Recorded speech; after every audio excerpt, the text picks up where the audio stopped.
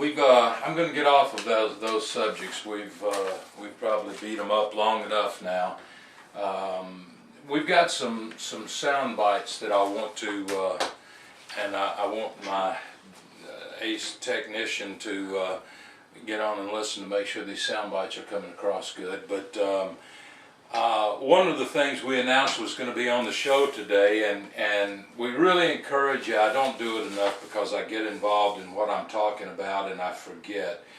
But we really want you to go to our website, and you've got a link on Blog Talk Radio to get to the website, www.conservativefreedomusa.com. On Twitter at conservativef.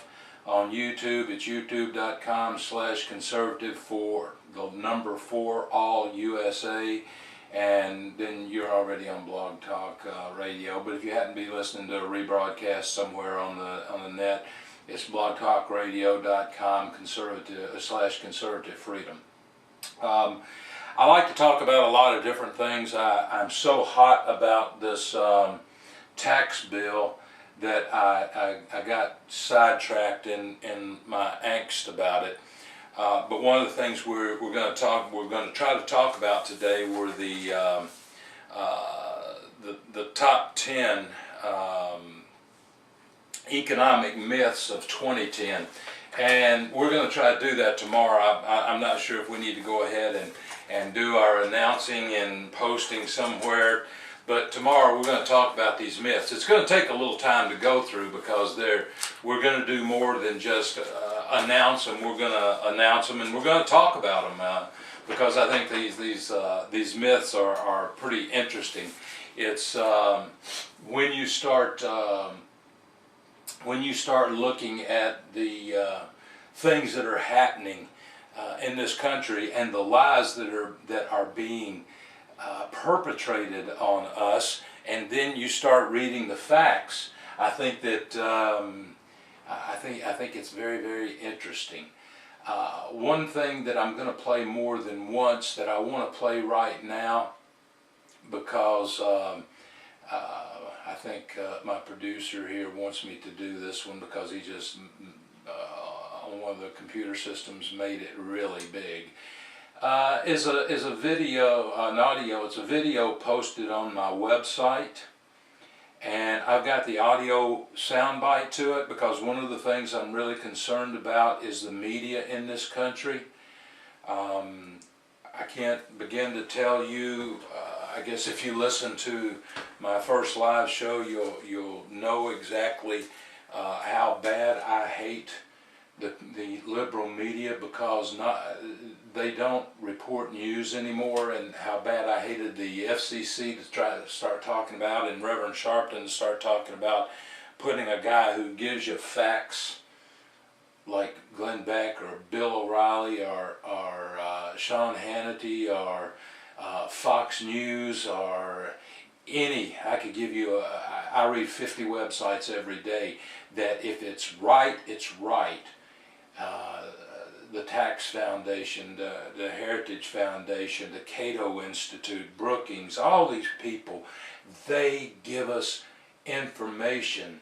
Those last ones I just mentioned give us information without a slant to them. On my show, and I'm going to try to do this again, but on my previous show, I had the Heritage Foundation on a lot, and when I'd make a real conservative statement, they would correct me that they weren't there to do politics. They were there to give information. So if you haven't gone to them, go to them, do some reading on them because you need to.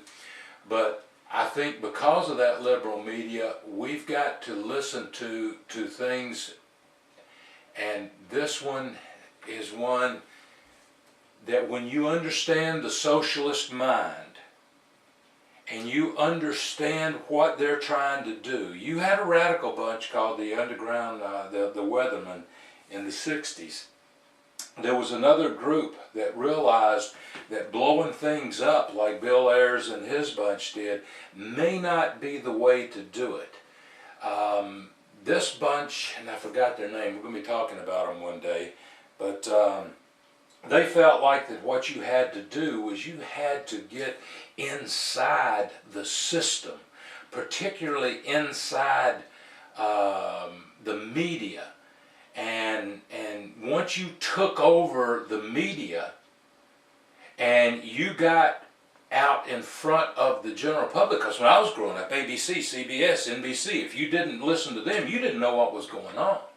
But they felt like if you got inside the media, that you could get your ideas across, and that people would reject these dumb Republicans and the stupid idea of conservatism and get rid of them old mean people. And they started out to do that, and believe me, they've taken over and they've done it.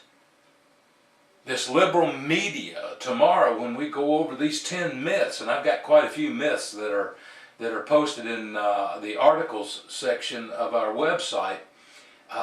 There's a lot of myths that went on in 2010. But you need to understand more than anything that this guy named Van Jones is a communist. He's a socialist. He's a Marxist. He makes no bones about it. He was part of the Obama administration. They had to let him go. But Obama's right-hand lady talked about how lucky they were to have him. Listen to what he has to say. I think you're going to be interested.